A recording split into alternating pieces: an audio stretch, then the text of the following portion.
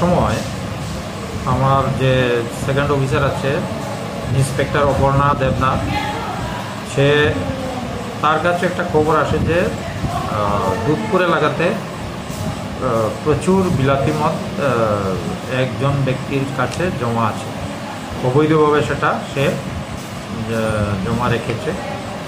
তো সেই খবর পেয়ে ইন্সপেক্টর অপর্ণা দেবনাথ এবং সঙ্গে আমাদের ওমেন এএসআই বিজয়লক্ষ্মী দেববর্মা একটা স্টাফ নিয়ে তারা বাটি দুধপুর এলাকায় গোপাল ভৌমিক, পিতা মৃত রবীন্দ্র ভৌমিক,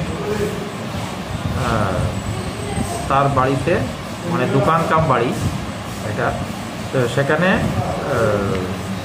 অভিযান চালায়। সেই অভিযানে মোট ৬৭ বোতল বিলাতি মদ উদ্ধার করে, বেআইনিভাবে যেটা এলাকাতে ব্যবসার জন্য রেখেছিল।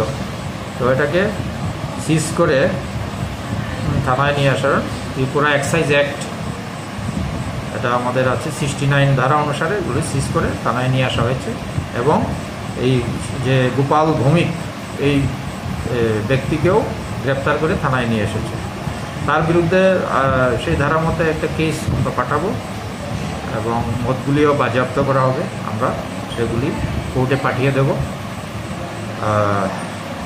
এই